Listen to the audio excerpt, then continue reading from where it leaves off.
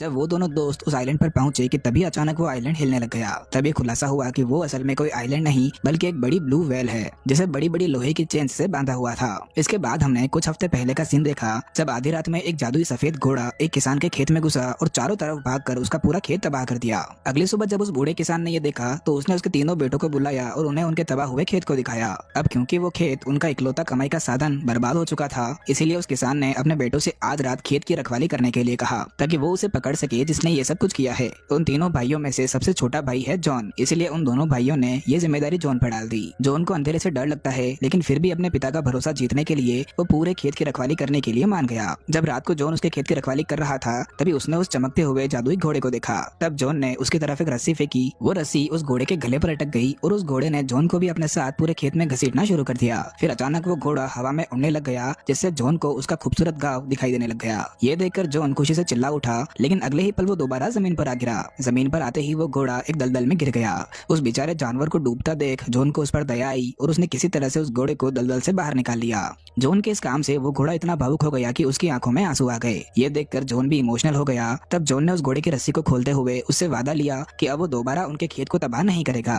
उस जादुई घोड़े के जाने के बाद जब जॉन ने उसके बर्बाद खेत को देखा तो वो समझ गया कि कल उसकी बैंड बजने वाली है। अगले दिन जब जॉन उसके अस्तबल में उठा तो वो उसके सामने दो शानदार काले शाही घोड़े देखकर हैरान रह गया। जब वो उन घोड़ों को देख रहा था तभी जॉन ने उसके पीछे से किसी की आवाज सुनी जिसे सुनते ही वो चौंक गया और जॉन ने जल्दी से एक नुकीला डंडा उठा लिया। लेकिन जब जॉन उस आवाज की तरफ बढ़ा तो उसने वहाँ पर एक छोटे घोड़े के बच्चे फोल को देखा जो बिल्कुल इंसानों की तरह बोल पा रहा था। फोल ने बताया कि जॉन ने पिछले रात जिस घोड़े को बचाया था वो उसकी माँ है और उन्होंने जॉन को तोहफे में ये दो घोड़े दिए हैं। साथ ही फोल को भी जॉन की मदद करने के लिए वहाँ भेजा गया है। जल्द ही जॉन के पिता को उसके तबाह हुए खेत के बारे में पता चला और वो गुस्से में चिल्लाने लग गए। ये देखते ही जॉन समझ गया कि वो मुसीबत में है। जब फोल ने जॉन को घबराते हुए देखा तो उसने जॉन को उसकी पीठ पर बिठाया और 150 की स्पीड में भागता हुआ जॉन को उसके खेत से बहुत दूर ले गया। इसके बाद जॉन ने कहा कि वो उन दोनों घोड़ों को बेचना चाहता है ताकि उनसे उसे थोड़े पैसे मिल जाए। फोल ने एक बार फिर अपनी शक्तियों का इस्तेमाल करते हुए सीटी बजाई जिससे वो दोनों घोड़े भी भागते हुए उनके पास आ गए। अब उन शाही घोड़ों को अपने साथ लेकर जॉन और फोल उनके लिए सही खरीदार ढूंढते हुए एक बाजार में पहुंच गए। वहां पहुंचते ही उन शाही घोड़ों को खरीदने वालों की लाइन लग गई, लेकिन लालच के चलते जॉन ने उन घोड़ों को उस शहर के सबसे अमीर आदमी को बेचने की पेशकश की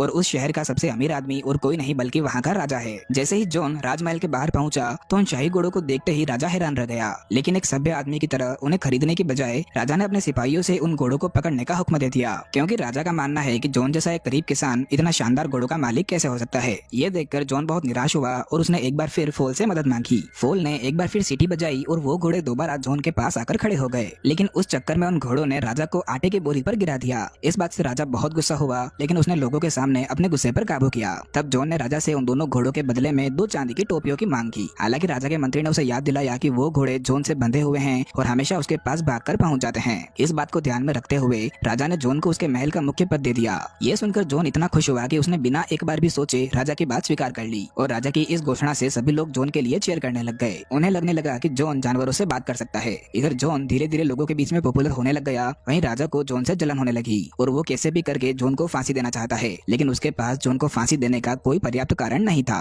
लेकिन एक दिन उसके दरबारी ने उसे एक आइडिया दिया। उनके प्लान के हिसाब से वो जॉन को एक फायर बर्ड को पकड़ने के लिए भेजेंगे। अब क्योंकि ये एक असंभव काम है इसीलिए जॉन इसमें फेल हो जाएगा और इस तरह से वो जॉन को सजा दे सकेंगे। ये सुनने के बाद राजा पागलों की तरह हंसने लगा और जॉन के पास ये फरमान भेज दिया गया।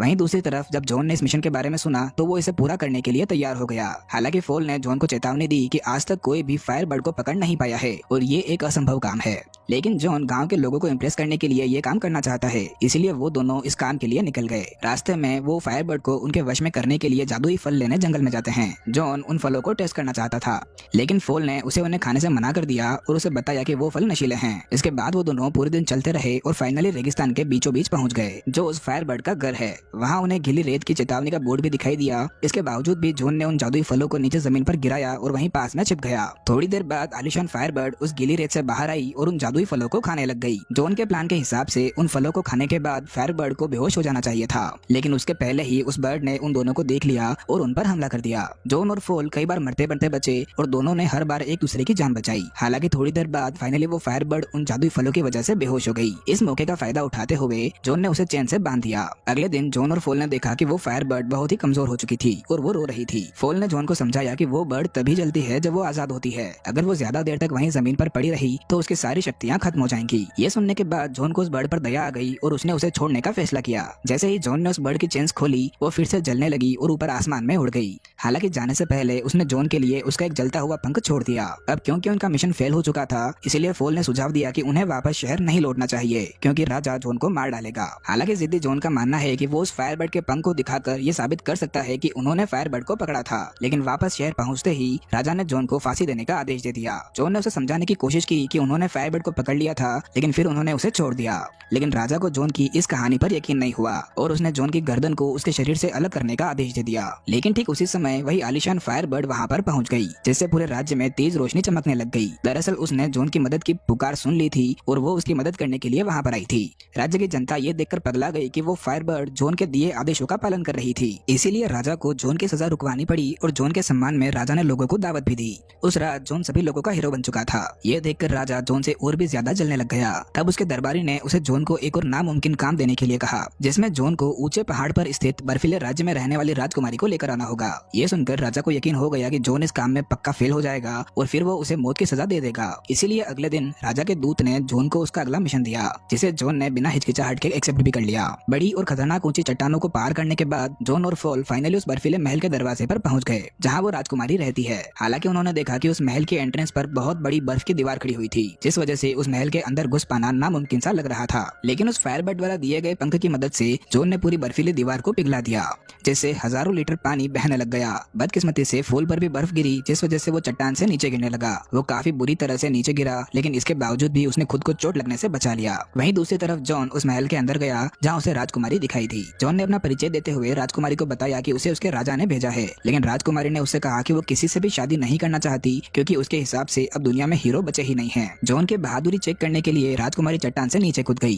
तभी जॉन भी उसे बचाने उसके पीछे कूद गया। जॉन के साहस से प्रभावित होकर राजकुमारी ने उसके गाउन को पैराशूट में बदल दिया और धीरे धीरे नीचे जाने लगी। लेकिन तभी जॉन ने गलती से राजकुमारी के गाउन में छेद कर दिया जिस वजह से वो दोनों तेजी से नीचे गिरने लगे। ऐसा लग रहा था कि दोनों बुरी तरह से मरने वाले हैं। लेकिन तभी हमने फूल को उसके पंखों के साथ उड़ते हुए देखा और उसने उन दोनों को बचा लिया। बाद में उस रात को राज्य वापस लौटते समय उन तीनों ने जंगल में रात बिताई। उस समय फूल ने जॉन को राजकुमारी को वहीं छोड़कर वहां से भाग जाने की सलाह दी लेकिन जॉन ने मना कर दिया। राजकुमारी जो उन दोनों की बातें सुन रही थी वो जॉन की वफादारी देखकर हैरान रह गई। अगली सुबह वो तीनों राज्य में लौट आए जहाँ सभी ने जॉन को एक हीरो की तरह स्वागत किया। सभी लोगों ने हैरानी से देखा कि जॉन ने उसका ये मिशन भी पूरा कर दिया। ये देखकर राजा को जॉन से और भी ज्यादा जलन होने लगी। इसके बावजूद भी राजा को एक बार फिर जॉन को इनाम देना पड़ा। बाद में उस रात को जॉन ने फूल को बताया कि वो राजकुमारी को पसंद करने लगा है और वो राजकुमारी से मिलने चला गया। जॉन ने कुछ फूल लिए और राजकुमारी के कमरे की खिड़की पर पहुंच गया। लेकिन तभी उसने देखा कि राजा का दरबारी राजकुमारी के पहनने के लिए कपड़े लेकर आया हुआ था। थोड़ी देर बाद राजकुमारी फाइनली राजा से मिली और उसे देखकर राजकुमारी ने कहा कि वो तो उसके पिता की उम्र का है। वहीं बाहर की तरफ राजा और राजकुमारी को साथ देखकर जॉन काफी निराश हुआ।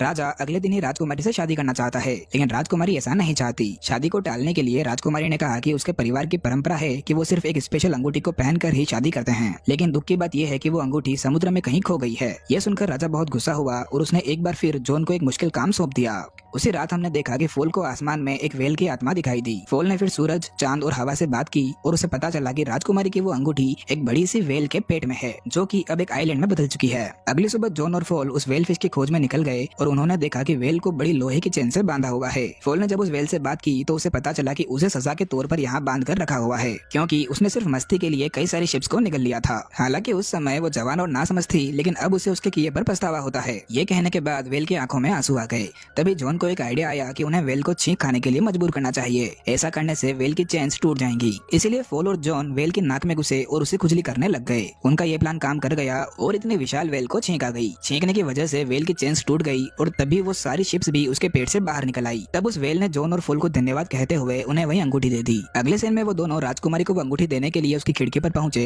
लेकिन तभी एक गार्ड ने उन्हें देख लिया। वहीं राजा के दरबारी ने भी उन्हें देख लिया और जल्दी से जॉन को पकड़ने का आदेश दे दिया। इस हंगामे से राजा भी जाग गया और और अपनी बंदूक लेकर वो भी खिड़की पर आ गया। जैसे ही उसने फॉल को देखा, उसने बिना सोचे उस पर गोली चला दी। वहीं दूसरी तरफ गार्ड्स ने जॉन को गिरफ्तार कर लिया और उस पर राजकुमारी को किडनैप करने का झूठा इल्जाम लगा दिया। इसके बाद राजा राजकुमारी से शादी करने के लिए तैयार हो गया, लेकिन और समय मांगने की कोशिश में राजकुमारी ने राजा से कहा कि वो उसकी दादी का नुस्खा इस्तेमाल करे ताकि वो दोबारा जवान हो जाए। उसने बताया कि उसके लिए राजा को 3 डेगचियों में से नहाना होगा, एक जिसमें उबलता हुआ पानी होगा, दूसरी में बर्फीला पानी और तीसरी में उबलता हुआ दूध होगा। राजकुमारी ने काफी शातिर प्लान तो बना लिया था, लेकिन ये प्लान जॉन के लिए मुश्किल बनने वाला था। राजा के दरबारी ने सोचा कि हो सकता है ये कोई जाल हो, इसीलिए उन्हें सबसे पहले जॉन को इस प्रक्रिया से गुजारना चाहिए। फिर रात को राजकुमारी फॉल के पास गई और उसे बताया कि उन तीनों डेगचियों से किस तरह से बचा जा सकता है। उसने खुलासा किया कि पहली डेगची में उसकी दादी की अंगूठी डालनी होगी, दूसरी में फायरबर्ड का वो पंख और तीसरी डेगची में जिंदगी और मौत का फूल डालना होगा, जो कि इस दुनिया के आखिरी छोर पर मौजूद है। ऐसा करने से जॉन को उन डेगचियों में कूदने के बाद भी कोई नुकसान नहीं पहुंचेगा। राजकुमारी ने कहा कि अब यही एक तरीका है जिससे वो जॉन को बचा सकते हैं। फॉल, जो कि पहले से गोली लगने की वजह से जख्मी है, वो जानता है कि इस मिशन में उसकी जान भी जा सकती है, लेकिन फिर भी वो अपने इकलौते दोस्त के लिए फूल लेकर जरूर आएगा। अब क्योंकि फॉल उड़ नहीं सकता, इसलिए वो तेजी से भागता हुआ दुनिया के आखिरी छोर तक पहुंच गया। किस्मत से फॉल को वो फूल मिल भी गया, लेकिन उसने उसे चेतावनी दी कि जो कोई भी उस फूल को तोड़ेगा वो अपनी मौत को न्योता देगा। हालांकि इस चेतावनी को अनदेखा करते हुए फॉल ने जॉन को बचाने के लिए उस फूल को तोड़ दिया। अगली सुबह राजा ने घोषणा की कि वो जॉन को बचने का एक और मौका दे रहा है, इसीलिए जॉन को उन तीनों डेगचियों में से गुजरना होगा। जॉन समझ गया कि अब वो मरने वाला है, इसीलिए उसने बहादुरी से राजकुमारी से अपने प्यार का इजहार किया। फिर वो उबलते हुए पानी में कूद गया, लेकिन ठीक उसी समय राजकुमारी ने उसकी अंगूठी पहली डेगची में फेंक दी, जिससे जॉन को कोई नुकसान नहीं हुआ। इसके बाद वो दूसरी डेगची में कूदा, तब फायरबर्ड ने उसका पंख उसमें गिरा दिया और जॉन एक बार फिर बच गया। ठीक उसी समय फॉल उस तीसरी डेगची में फूल फेंकने में कामयाब हो गया, जिस वजह से जॉन दोबारा बच गया। उस नुस्खे से सही सलामत गुजरने के बाद जॉन को देखकर राजकुमारी बहुत इंप्रेस हुई। ये देखकर राजा को भी यकीन हो गया कि इस नुस्खे से सचमुच लोग दोबारा जवान हो जाते हैं, इसीलिए राजा ने पहली डेगची में छलांग लगा दी। लेकिन जैसे ही राजा ने ऐसा किया, वो एक बड़े से बबल के अंदर कैद हो गया। राज्य के लोगों ने राजा का मजाक उड़ाना शुरू कर दिया और जॉन के लिए नारे लगाने लग गए। वहीं जॉन और राजकुमारी ने देखा कि फॉल वहाँ पर नहीं है। वो जल्दी से फॉल को ढूंढने गए। जल्दी उन्हें फॉल मिल गया, जो शांति से बैठा हुआ अपनी मौत का इंतजार कर रहा था, क्योंकि उसने उस फूल को तोड़ा जो था। हालांकि तभी राजकुमारी ने खुलासा किया कि वो चेतावनी सिर्फ एक टेस्ट था, ये देखने के लिए कि उस फूल को तोड़ने वाला शख्स कितना बहादुर है। राजकुमारी ने बताया कि अगर फॉल उस फूल को नहीं तोड़ता तब तो वो पक्का मारा जाता, लेकिन अब वो नहीं मरने वाला है। ये सुनते ही फॉल खुशी से उछल पड़ा और अपने बेस्ट फ्रेंड को गले लगाया। फाइनल सीन में राज्य की जनता ने जॉन के नाम के नारे लगाए और उसे उनके राज्य का नया राजा बनने के लिए कहा। जॉन ने भी खुशी खुशी उनकी बात मान ली और वादा किया कि वो हमेशा उनकी हिफाजत करेगा। इस मूवी के अंत में जॉन और राजकुमारी ने एक दूसरे से शादी कर ली और खुशी खुशी उस राज्य के राजा रानी